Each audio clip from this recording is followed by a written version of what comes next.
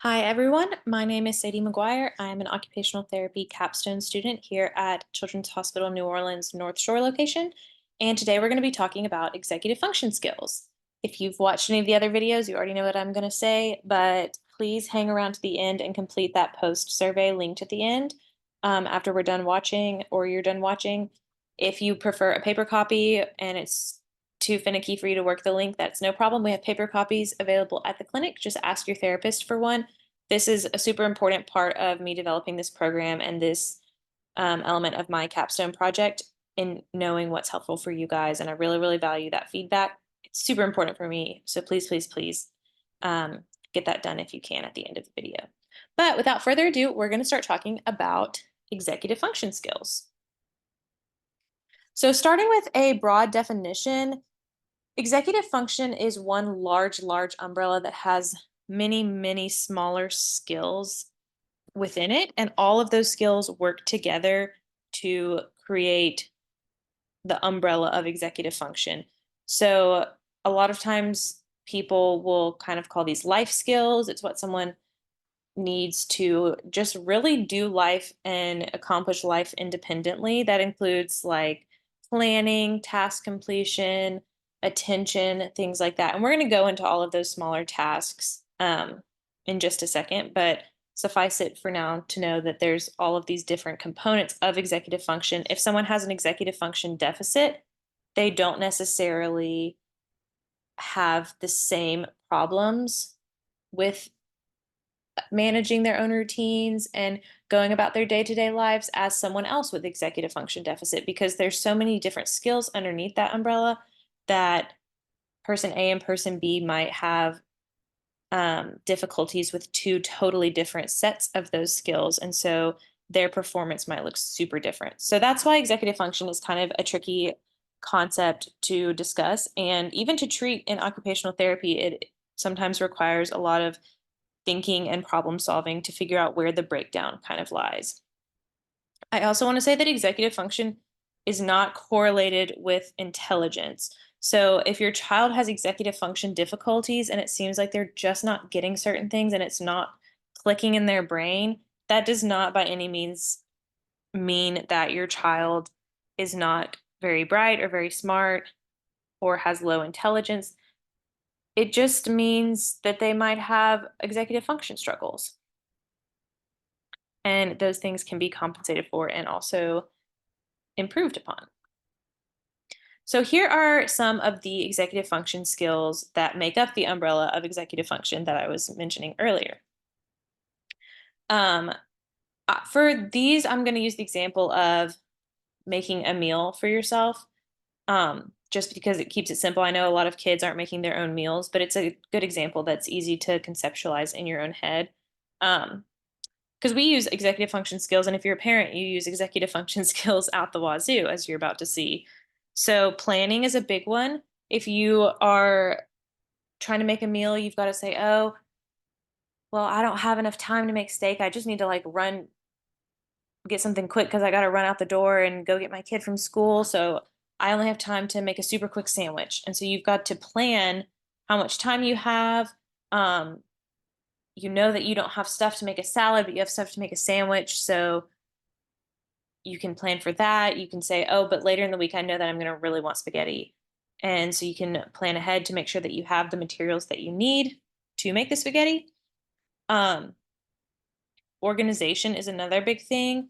A lot of times kids will have like their papers just shoved in their desk, shoved in their backpack because they lack the skill of being able to really mentally organize that stuff. So if you're making a sandwich, your condiments might be all over the place in the fridge and you have six mustards because you don't know that you already have five other mustards and you buy more at the store because you know that you want to make sandwiches this week.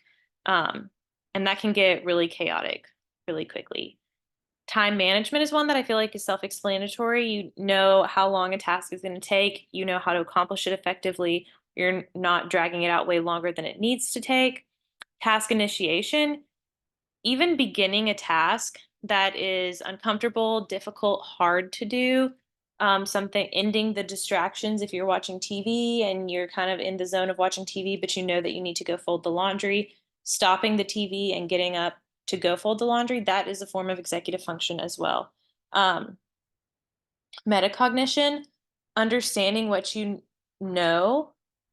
It sounds kind of confusing to say it, but knowing what you know and knowing what you don't know. So with the sandwich example, you really want to make um, eggs Benedict, and that sounds so good, but you know that you don't know how to make that, but you know that you can make um, a fried egg sunny side up, and you're like, oh well, I could do that instead, and kind of switching that out because you know what you can do, you know what you can't do. But if you really want the eggs Benedict, you know you could go watch a YouTube video and learn how to make it, versus just diving right in with no clue what's going on, um, because you lack that kind of self awareness of what you do know. Self control is a really big one. That's one that I think a lot of people can also grasp pretty easily. Um, you can't just blow up at the slightest provocation when things don't go your way, but also self control with doing the things that you need to get done versus just sitting there and scrolling on your phone or watching TV or playing with your toys, whatever it may be, the self control to accomplish your tasks. Attention is another one, not getting distracted and being able to focus and have all your focus be on this one specific activity at hand. But then also on the flip side, being able to shift your attention to something that's equally important or requires your attention. I mean, parents do this all the time. You're cooking and then you've got to watch out for your kid because they're playing on the floor next to you and you want to make sure that they're being safe and they're not running away and getting into things that they don't need to get into, but you've got to watch that pot because it's boiling, and so your attention is constantly shifting between all of these different things. And that's a good thing that you're not keeping your attention on one specific thing. So the ability to kind of be flexible between different things like that.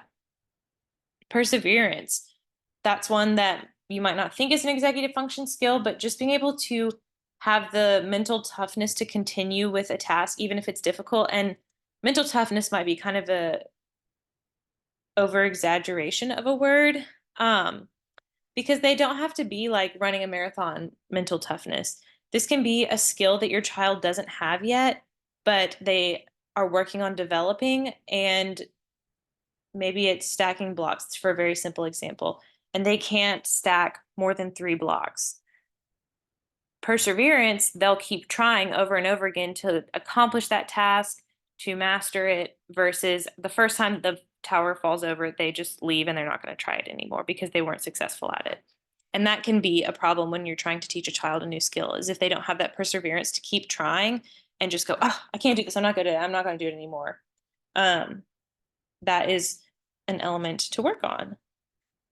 Flexibility. If you're very, very rigid, um, if a schedule changes or, an emergency happens, and you've got to kind of work around it, that requires executive function skills to be able to adapt your new plan or adapt what you're currently doing to this new information that just arrived, and being flexible and um, changing and adapting. So executive function skills aren't all or nothing. It's not like you have the skill or you don't. They exist kind of on a continuum. So everyone has different levels of executive function skills, and they have certain areas out of the ones that we just talked about that they might be super strong in, as well as areas that they might be more weak and have struggles in. I know for me, organization is a weaker area and attention is a stronger area. I can shift my attention between a lot of different things very well. Um, you probably have some strong areas and some weak areas that you're like, oh, well, I could actually probably work on that one too. Um, and the same is true with kids. They probably have some areas that they're very strong in, some areas that they're weak in. But if they have some sort of executive function dysfunction, um, it can really make it hard for them to achieve tasks if there's too many areas that are kind of lacking and struggling with, because all of these skills fit together kind of like a puzzle piece to make the larger puzzle. And if there's too many pieces that aren't quite fitting in there right, it can be really, really hard to make that whole puzzle and be independent with tasks and skills. So, executive function development doesn't necessarily have the milestones that fine motor or gross motor tasks have. Um, the umbrella of executive function starts to develop very, very early. As soon as the baby's kind of looking around, eyes are open, it's taking in the environment. Um, the executive function skills start to develop, the foundations are laid, but these skills don't fully develop until way later in childhood. They're the skills that take the longest to develop out of almost any developmental skill. So when you look at the developmental continuum of executive function, it isn't necessarily a linear line like the motor skills are. It's not like, oh, they'll sit up and then they'll go on all fours and then they'll crawl and then they'll pull up. It's a lot more intertwined than that. But I did kind of want to give an overview of certain areas of executive function development. For example, schemas, which is kind of like how your brain attaches different items together. So you see a dog and you say, oh, well, I know that an animal looks like a dog because we have a dog in our house. And you've never seen another animal before because you're just a baby and you've only ever seen your dog. And then you see a cat and you're like, oh, well, that's kind of like a dog, but it's a little different. It's also an animal, but it's doesn't bark and it doesn't wag its tail and it's a little more quieter and it prowls around. And you kind of learn more about this cat and how it's separate and how it's um, similar to a dog. And then you see a bird, and that's a whole other section. And you're kind of developing this understanding of what animals are. You're constantly doing that with everything in your lives, even as an adult. You're learning more about the world around you and how things fit together constantly just based on the information that you take in and that you see. Um, and that's kind of the foundations of executive function learning. Oh, if I start to make this sandwich right now, I'm not going to have enough time to finish it before I leave the house. And you know that because that's probably happened to you before. You've tried to make a sandwich in too little time and you didn't have enough time to finish before you had to go.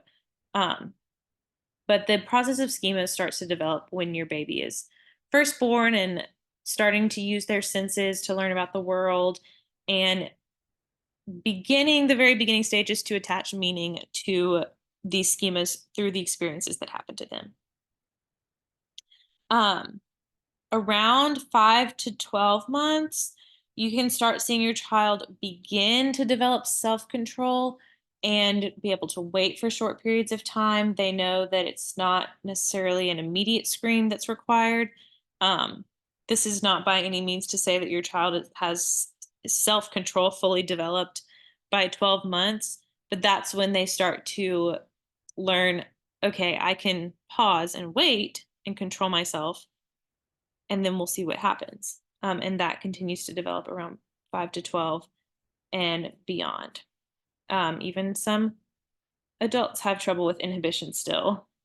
Problem solving, as these schemas start to develop and your child has more experiences about different ways to achieve the same goal, and they can remember that experience very well and they can recall all the different approaches to tasks, they can start problem solving. And this is when their play will start to be a little bit more organized and it's less shaking rattles and banging things around. And they're actually structuring their play because they're able to use these schemas that they're experiencing in real life, um, and experiment with them through their play.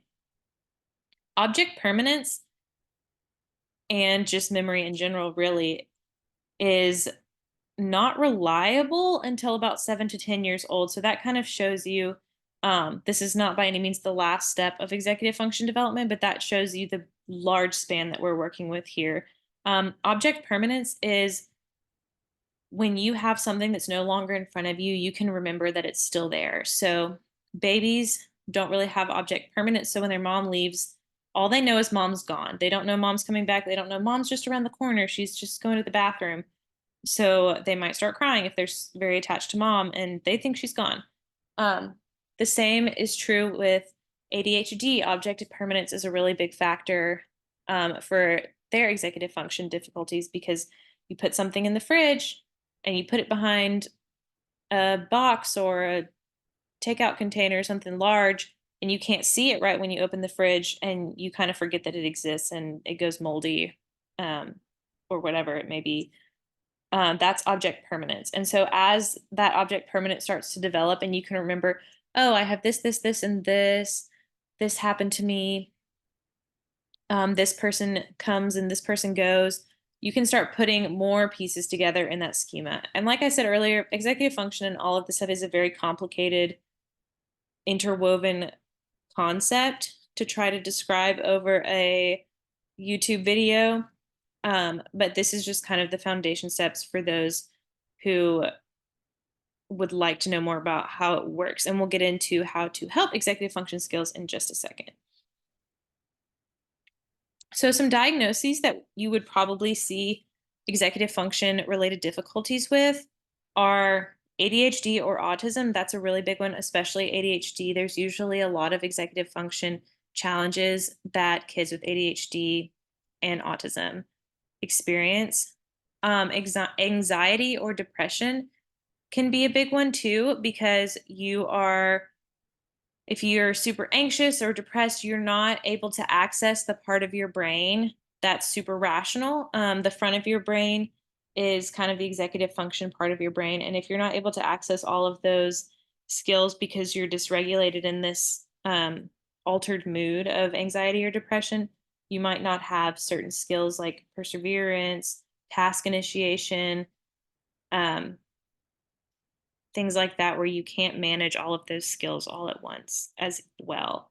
And that's not to say every single person with ADHD or anxiety or depression has executive function difficulties. These are just common um, diagnoses that you'll see it with. Learning disabilities or dyslexia, it's also common, as well as if there's neurological conditions like brain injury, cerebral palsy, um, anything like that can cause executive function related issues, especially depending where the injury is in the brain. Um, that can tell you a lot about the impact of that injury or condition on the function.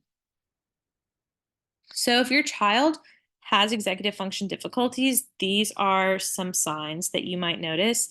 They might have difficulties keeping track of schoolwork and staying organized. They might not be able to change tasks very well, go from one thing to another. They might not be able to multitask an age appropriate level of multitasking, I should say, or keeping attention at the task at hand for an age appropriate amount of time. They might have mood issues like low self esteem or low motivation, just because they often don't have very much success with these executive function activities, and it um, decreases their self esteem, and the motivation is not there because they're not successful. They don't want to keep trying because it's hard for them. They also might have difficulties problem solving or planning because of all of the little subset skills that we talked about that are related to problem solving and planning. That's a really, really big executive function skill there. And so that can be difficult if you're missing some of those key components. Um, if your child has these signs, that doesn't necessarily mean that they have an executive function disorder. They also might have anxiety, depression, or other issues that could contribute. Um, and so your healthcare provider can diagnose anything like that. But if you're noticing some signs like this, there are certain things that you can work on to help improve at home and also to compensate and make the tasks and the environment a little bit more manageable for your child. And we're going to talk about those. So, first, we're going to talk about improvement versus compensation. Improvement, obviously, we are trying to improve the brain's ability to do these executive function skills. We're training our brains to strengthen those skills and over time get better in those areas where we're weaker at. And it is possible to improve executive function skills to an extent, but there are a lot of times where compensation is necessary, where you can learn strategies and different supports that are in your life. They could be external supports, like we'll talk about all of this later, but external supports like a timer, a visual cue like a calendar, a post it note on the wall, or they could be internal supports where you have trained yourself, oh, I need to look at this and I need to look at this. And it's mental reminders that you've give yourself to help in the areas where you know that you're a little weaker.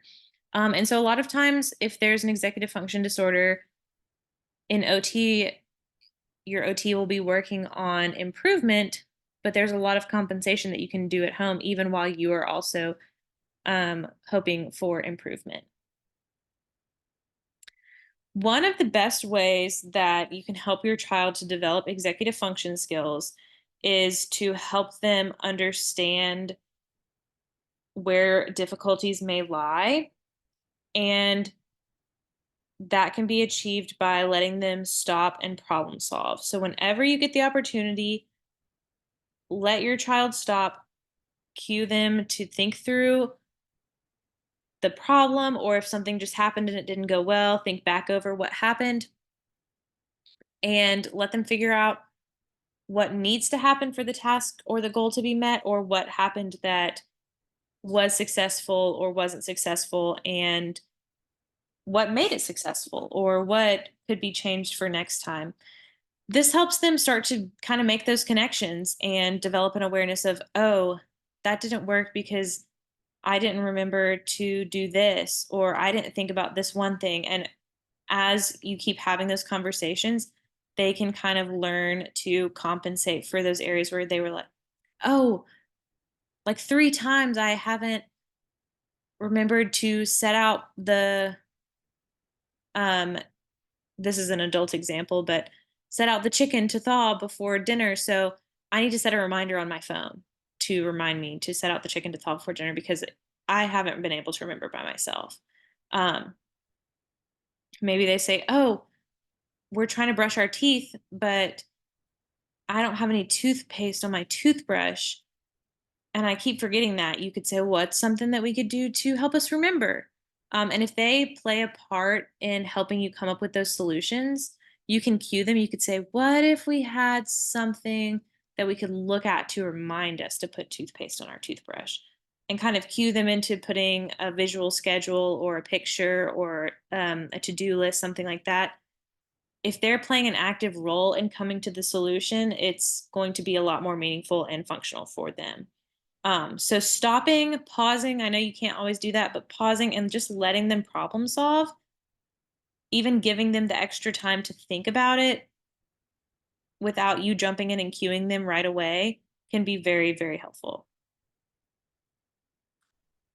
So when we're strengthening skills, some things that we want to think about are creating as many opportunities to practice as possible. So when you're going about your day, kind of as we were talking about earlier with the stop and problem solve thing, let them talk through challenges. Let them hear you talk through challenges. Let them work with you to overcome challenges. And that it's kind of like flexing a muscle. You do it over and over again, and you learn and you get stronger and help strengthen those skills. You could work together to set goals for the week. Find one manageable task. You don't want to set 15 different goals for the week. That's overwhelming for a child, but maybe pick one manageable task where something's a little sticky part in your routine where it's just not going well and you really need them to be more aware of it or be more independent, and pick a goal together and work together to meet it and figure out a way to overcome the barrier. Target specific underlying factors. This is something that your OT can talk to you more about specifically with your child. Um, these are targeting the specific individual skills in that long list that we discussed earlier. If there's one skill that's just really, really weak and it's causing kind of an avalanche effect for everything else, um, you can target those with specific activities that will help those individual areas grow. But that's going to be so different for every single person that it's really important to talk with your child's OT about what they've noticed seems to be a weak spot. Anticipatory problem solving is kind of like the toothbrush example. You know that this might be a problem, so we're going to talk it through and see how we can avoid a problem. Working on those skills can help to strengthen executive function skills as a whole. Play skills. If you get down and play with your child and help them develop those schemas and talk with them through their play, um, if you're playing dolls, and you make it realistic or you make it imaginative, it doesn't matter. And you kind of add in little problem solving things throughout the play. That can be a really good way to help strengthen those skills within a very functional, meaningful way for your child. So, as far as strengthening skills, some things that you could try could be priming, which is where you break a task down and practice it before you use it in a real world situation to provide familiarity. So, if there's a routine that they're going to do outside of the home, you can break it down in their comfortable location at home and practice it so that when they go out to school, um, they can generalize that task and be a little bit more successful with it. This is a skill that, or a strategy that's really helpful for kids with autism or diagnoses like that, where practicing is really beneficial to helping them problem solve and work through potential bumps in the road. A time delay. A lot of times, if a child is stuck, and maybe if you're stopping and helping them problem solve something and you're like, what could we have done different? Make sure that you're waiting for enough time to let them fully process your question and think about the situation before you just jump in and say, it doesn't look like we did this right, did we? Give them enough time. So make sure that they have enough time to really, really process it at the speed of their brains, not necessarily the speed of your brains. Um, Also, let them see if they can identify the natural cue that something went wrong. Um, if they're performing a task, maybe they're cooking some brownies with you and they didn't put any eggs or any liquid in the brownie mix and they just stirred the batter or the powder out of the box together. Maybe don't correct them right away. Maybe let them try to pour it into the pan and say, see if they notice that. They say, "Oh, that doesn't look right," and then try to go back and problem solve and say, "Well, let's look at the box. What did we miss?" That would be the natural cue of them naturally seeing, that looks wrong in the pan. What could we do differently?" And wait and see if they notice that natural cue before you jump in with your verbal cue to say, "Oh, stop, stop. Wait, no, don't put it in the pan yet. We missed the eggs." Um, that's something to consider as well when you're strengthening your skills. Physical activity, it's really, really important that your child's getting enough physical activity. I know I talk about regulation in almost every single module, but it's so important for really every aspect of your child's growth and development. And physical activity is a great way to be regulated, make sure your brain's functioning well, and to improve your mental health. Board games with timers, strategy, sequencing, things like that, those are all really tricky ways to work on many, many elements of executive function. And just playing in general can be beneficial because a lot of play activities incorporate elements of executive function, because they're the skills that we use to accomplish tasks. And for a child, their tasks are usually play skills. And play is a very important occupation and activity of daily living for a child. It's one of the most important. So encourage active, involved play, not just looking at a video game, um, watching TV, watching YouTube videos, whatever it may be. Encourage active play with problem solving and engagement, and that can really help develop those schemas. So, some example games that you could do are color by number. There's lots of print offs, free worksheets that you can find online of color by number, dot to dot, things like that, little worksheets. You could do puzzle pieces and just make sure that they're appropriate for, you're not going to give a 10-year-old a 1,000 piece puzzle. Um, but appropriate level puzzles can be very good. Hidden pictures, crafts, especially craft kits. You can do open-ended crafts where you just toss a bunch of supplies at them and see what they make, but craft kits and putting together an item based on a set of instructions uses a lot of executive function skills. Again, with the puzzles though, just make sure it's an appropriate complexity. It's not too complicated for the age of your child. Simple cooking tasks with supervision, obviously. You could let them create and complete obstacle courses, and then self evaluation of performance, like we've been talking about with the stop and problem solve, stop and think.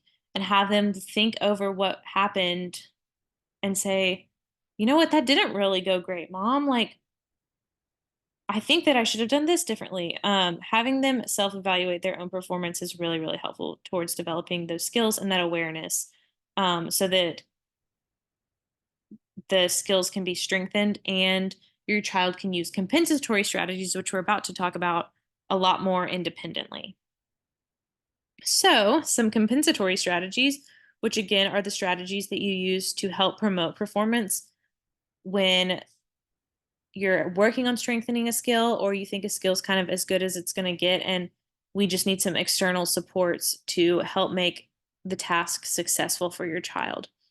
You can color code items that need to be organized together so that your child can organize things better. Like if they're having trouble with organizing classwork, you could put a sticker on a piece of paper for every class that needs to be organized together, and the green stickers go together and the yellow stickers go together.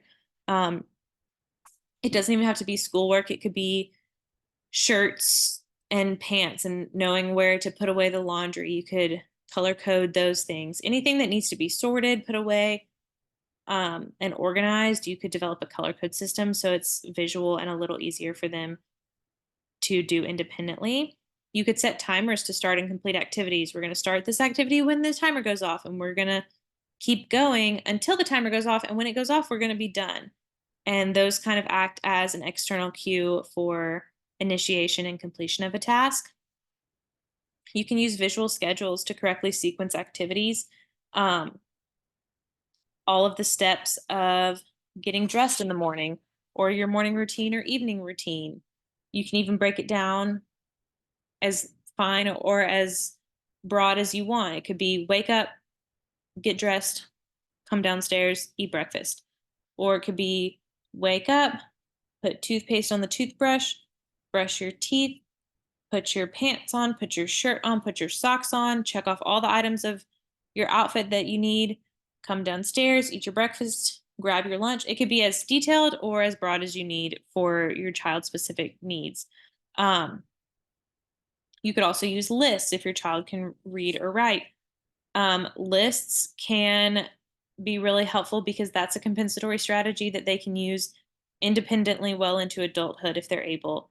I know I use lists like crazy to keep myself organized, and that's a compensatory strategy because I can't remember all of these things. Um, and so, introducing these skills and compensatory strategies that your child can take with them into adulthood can be very helpful. When you give instructions, it can be helpful to just simplify instructions. If you say three things in a row, your child might only remember the last thing you said and forget the other two. So just give one instruction at a time and try and see if that works. You can use visual timers instead of just the beeping ones. Use ones that have a circle, and the circle gets smaller and smaller until the time's up. There's lots of free ones on YouTube or on the internet that you can put on a TV or on an iPad to time and activity. Daily planners, calendars, or checklists. That's another thing that is very common for adults to use that could be helpful with an older child who can read and write and understand how to use these strategies. And establish routines. Get in a routine so that your child knows what's expected and knows what's coming next and can participate in that routine more independently. You can promote success by scaffolding if you're working on a part of a routine or a skill. And scaffolding is where you start the activity, but you allow your child to finish it. And so they complete the last steps of the activity and feel more successful and more independent because they kind of put the cherry on top of the activity. Um, for a very simplified example of putting pants on, you might, or let's use tying shoes, it's a little more complicated. Um, You might help them put their shoe on and do all of the knots. And then once the bow is almost made, you let them pull the bunny ears and tighten it to finish the step. And then you slowly back off and let them do the last two steps and the last three steps until they're able to put their shoe on and then tie their shoes independently. That can be a good way for them to feel successful as they increase their independence in tasks. And always remember that this is such a broad spectrum, it's such a big umbrella that if you have any specific questions, you can talk to your child's OT, um, especially if you need help problem solving certain areas where there's challenges, or if you want to know more about certain areas that your child's OT might have noticed that your child's struggling with, or areas they've been working with in therapy. To the right is a QR code for helpful links if you want to know more about executive function disorders. There's tons of information out there, and I've gathered a few links for you. There's also some um, resources for activities that you can do to help promote executive function skills at home. And then to the left is our post survey that I'll never stop bugging you about. So please, please, please, please, please take that for me. It would be oh so helpful. And with that, we've come to the end of our presentation. So thank you guys for